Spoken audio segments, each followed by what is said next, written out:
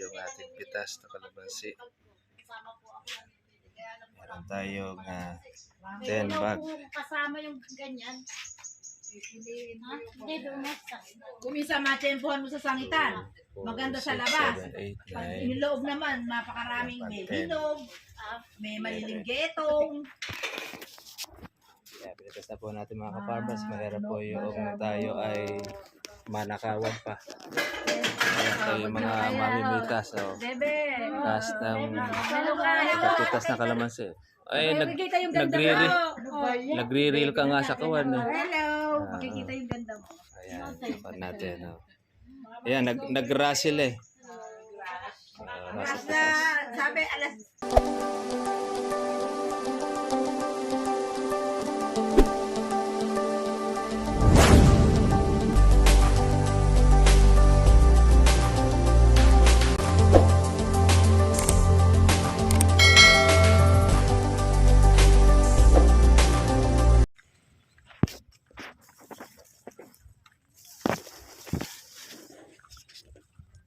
Magandang umaga po sa inyo mga ka-trivia at welcome po sa aking YouTube channel.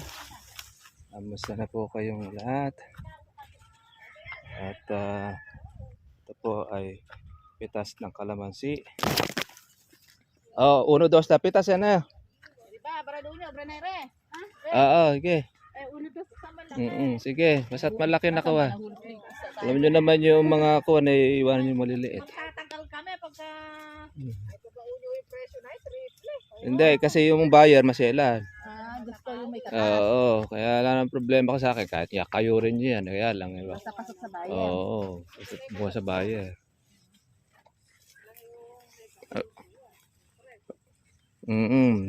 Eh, yung tres, wala na yun. Maliit naman na yung tres. Oo, mga 1, 2 makasarapan niya.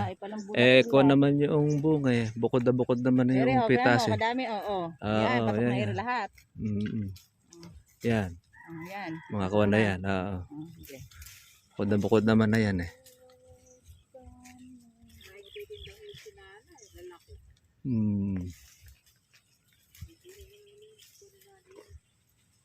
Ate Neri nga nangihinging hinog, ilang piraso daw.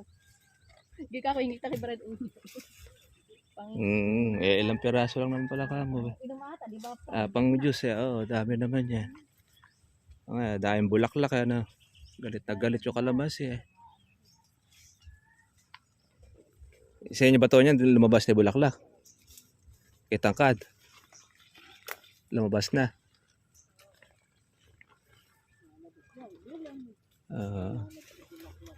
Dami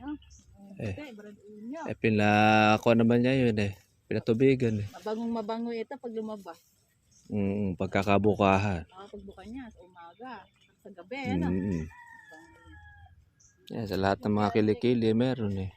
Lempote, pinapakayod na rin ngayon eh. Pamumulaklak eh. Sila namita, sila Dina.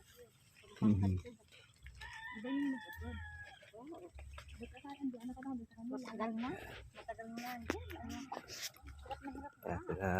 Pitas na po natin mga katribya. Ito ang ating kalamansi. At mahirap pong magbantayan sa gabi. Saka sa araw.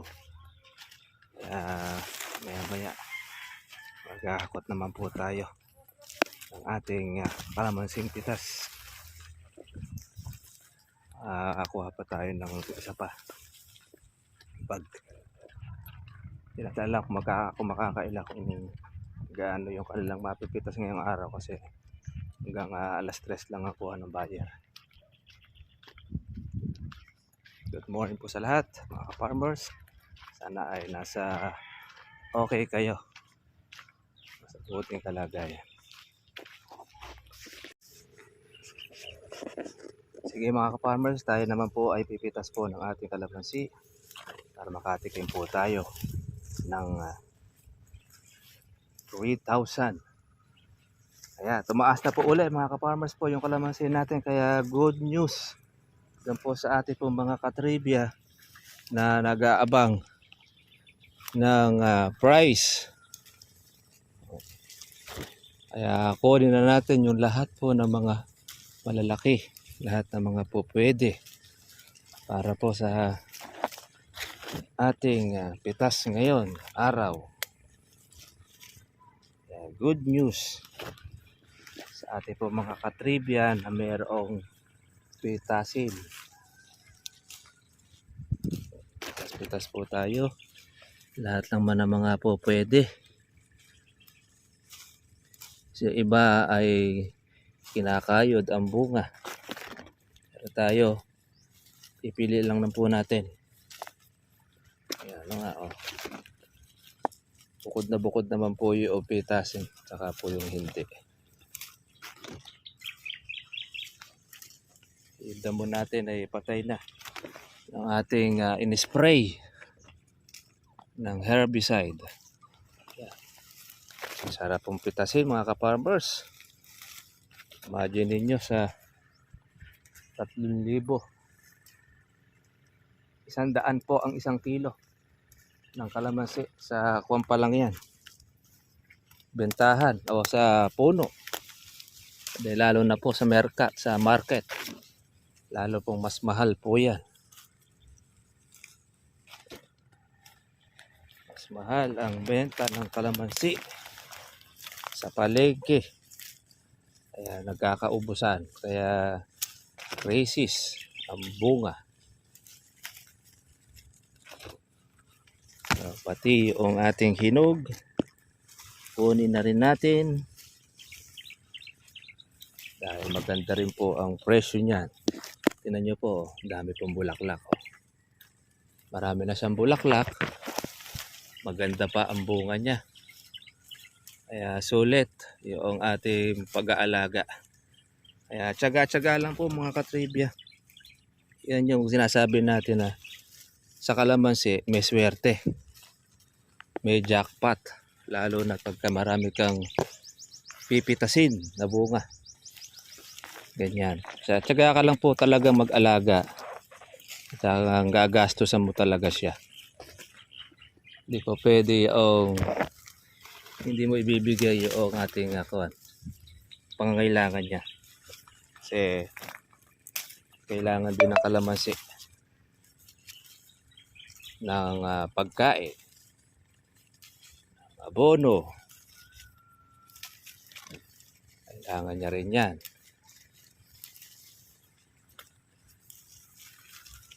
Siyempre ng spray. Pulutin natin yan, sayang. Kaya pitas-pitas tayo mga ka-farmers. Nag-i-spray po sa kabila.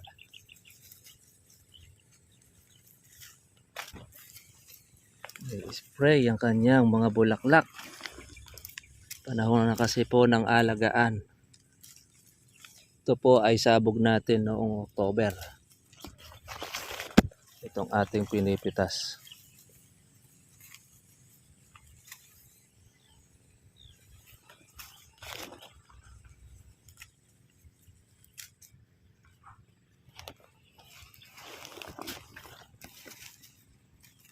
Ayan na, yan sa laylayan, nasa ilalim.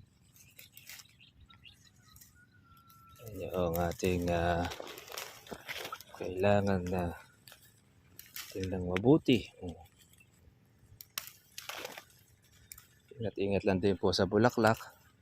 Baka po siya ay malaglag. Kagayan ay medyo makapit pa dahil di pa naman niya yung kabukahan.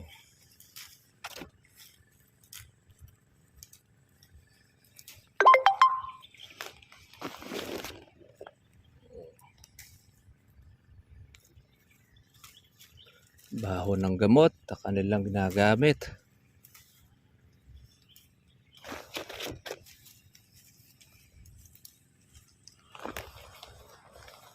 Spray tayo, hindi po tayong magamit po ng mabaho. Masakit sa sikmura. Mga mild lang yung amoy. Ating kinukuha. Ang ganda na sana ng panahon, ganyan lang, okay na.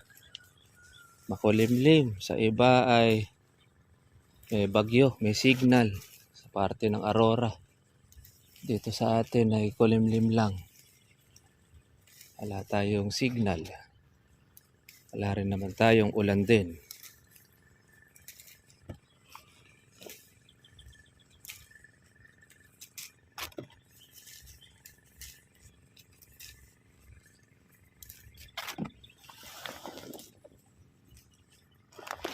Yung ilalim.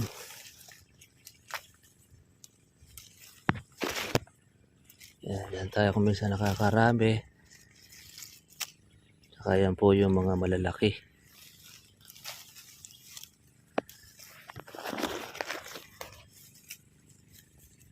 Ito yung ating tuta ay kasama.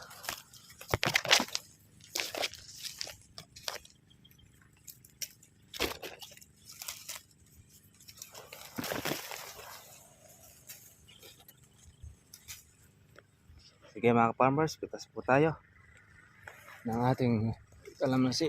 Tayo po ay makarami. Ito na mga katripa po yung ating pitas. Nakabukod po tayo para makuha po natin yung kota. Wala rin makapitas din. Kasi hanggang alas 3 lang din ng hapon yung biyahe ng biyahero. Ito na yung ating kalamansi. Napitas na po nila. Hindi pa po sila nakakapagsalin. Yan. Ito yung ating napitas sa gilid. Ito mga katrivia po. Ito yung ating napitas po sa gilid. Meron na tayong 15 kilos. Sabihin ay meron na tayong 1.5. Kaya lang, kung ito ay meron dilaw, kaya pipilian pa po natin ito mga katrivia. Kaya napakamahal ng presyo ng ating kalamansi. Yeah. Ito mga ka-farmers, pili natin ang ating reject.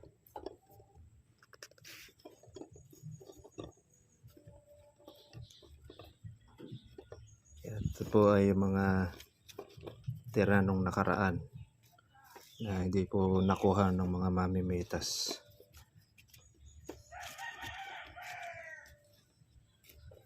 Kagandahan yan ay mataas din po ang reject.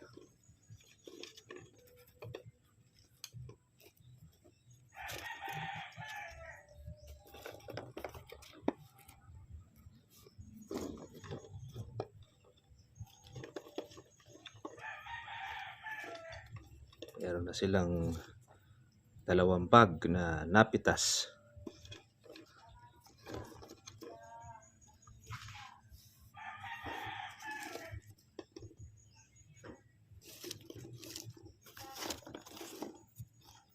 Yan, bukod po yung ating mga reject mga katripye. Malalaki.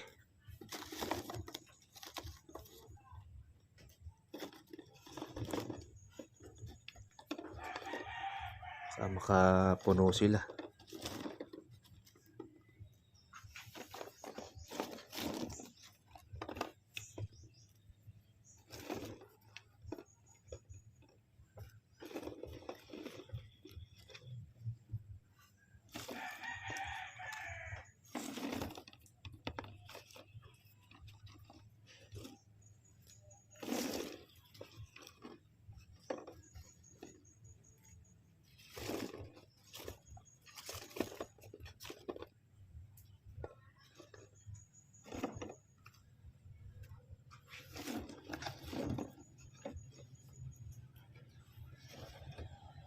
Tasinan natin mga ka-farmers kaysa sa maunahan tayo ng mga buitre.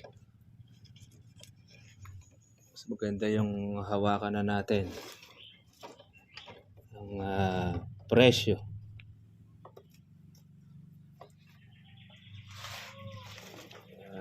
Swerte na lang po natin ito mga ka-farmers dahil nakalaki ng konti itong ating kalamansi. Talagang hindi pa talaga siya pupitasin. Kung palilintugin natin siya sa katapusan pa ito talagang pitasin. Kaya lang, pinaabot natin ang katapusan, bakala na rin tayo maabutan. Kaya unahan na natin siya mga katribya.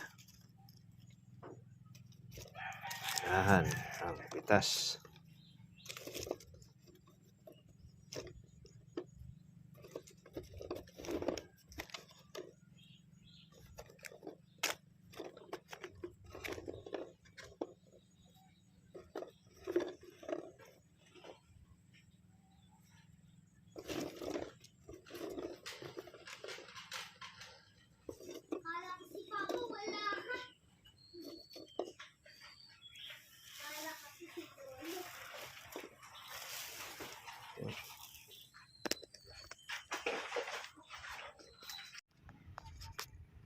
Ayan mga farmers, may pitas po tayo ng pera. Ayan, may pera sa kalamansi. Pitas tayo mga katribya. Napakasarap pong pitasin. Diyan ninyo, 100 ang kilo ng ating kalamansi pinipitas. Kaya pitas-pitas tayo mga katribya po ng pera sa lahat ng ating mga ka-farmers. Ayan. Napakasarap pong manghalaw. Lalo na't ganyan po ang presyo ng ating kalamansi. Sulit ang ating pagod. Sulit ang ating alaga. Ganyan na meron tayong nakukuha. Tapos ayan marami pang bulaklak. Ayan hindi naman po natin sagad ang pitas. Ayun, yung pong pansunod na yan, malalaman natin kung magiging magkano. Importante, nakuha na natin. Yun talaga ang pinakamagandang presyo ngayong taon. Di natin alam bakit nagkaganyan ng kalamansi. Halos nagkaubusan. Agad ang bunga. Kaya ang ating mga ka-farmers, ito yung ating binabantayan. Ngayon, okay na. Pitas na natin. Hawak na natin mga katribya. Meron na tayo ulit tayong kalahating red bag. Tapos meron pa tayong kalahating red bag doon sa bahay. Sabihin, meron na tayo mga katribya isang bag. Bigat na. Ayan mga farmers, may pitas po tayo ng pera. Ayan, may pera sa kalamansi. Pitas tayo mga katribya. Napakasarap pong pitasin. Diyan ninyo, 100 ang kilo ng ating kalamansi pinipitas. Kaya pitas-pitas tayo mga katribya po ng pera sa lahat ng ating mga ka-farmers. Ayan. Napakasarap pong manghalaw. Lalo na't ganyan po ang presyo ng ating kalamansi. Sulit ang ating pagod. Sulit ang ating alaga. Ganyan na meron tayong nakukuha. Tapos ayan marami pang bulaklak. Ayan hindi naman po natin sagad ang pitas. Ayun, yung pong pansunod na yan, malalaman natin kung magiging magkano. Importante, nakuha na natin. Yun talaga ang pinakamagandang presyo ngayong taon. Di natin alam bakit nagkaganyan ng kalamansi. Halos nagkaubusan. Agad ang bunga. Kaya ang ating mga ka-farmers,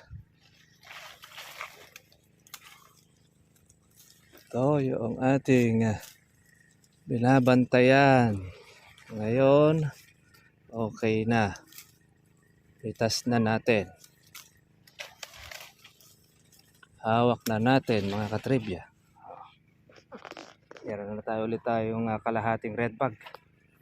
Tapos meron pa tayong kalahating red bag dun sa bahay. Sabihin, meron na tayo mga katribya isang bag. Bigat na. Ito yung ating pitas na kalamansi. Meron tayong 10 bag. Kasama yung ganyan. Hindi, domestic. Kumisa matsempohan mo sa sangitan. Maganda sa labas. 7, 8, Pag 9. iniloob naman, napakaraming may hinog, may maliling getong. Kaya pinitas na po natin mga ka-farmers. Mahirap po yung tayo ay manakawan pa. Ayan po yung mga mamimitas. So, Bebe. taas ng Hello ka. pitas na kalamansi. Ay, Makikita yung ganda mo. nagre-reel ka nga sa kawan. No? Hello. Ah. Makikita yung ganda mo. Ayan, tapan natin. No? Ayan, nag-russell eh. Basta, sabi, alas Ayan, so mahal sila ng tigna 700 plus. 440. May Oo. 80 ang sukli dito. Kasi 720 eh. Nakaganda pag maganda ang presyo ng kalamansi. Maganda rin ng 60. Wala sahod. Oo, 60 ang sukli. Uyo, saan ka na babayaran mo? Ayan mga katribya po, pitas po tayo. Nakawalo at kalahati po yung ating verde. Tapos isa po yung ating hinog, pero hindi pa po tapos dahil nagpakulang po yung ating bayan ng 10 bag muna. Dahil yun, sila yung kanilang sasakyan, kaya nakiangkas na lang din sa iba. Kaya bukas naman malalaman po natin kung pitas magkano yung magiging presyo. Kaya yun po, meron tayong pitas mga ka-farmers. At ang mga nakaraan. At least nakakuha po tayo ng ating another po na pang-alaga. Ito yung ating red bag pero mabigat po sa kilo. Alas mapatak po mga katribya po ng isang kilo ng kalamansi. Ganyan kamahal. Alang bilang. Hindi, Tama yung saing Yung ni dilaw Kibong. natin, maganda rin pong Hindi nabenta. nga tama yung saing ni Kibong. 2,000 yung bata ka dilaw yun eh. natin mga ka-farmers. Kaya sulit po yung dilaw natin. Bebe, bili ka kalahati. Wala raw pera, kasasahod lang ng 7.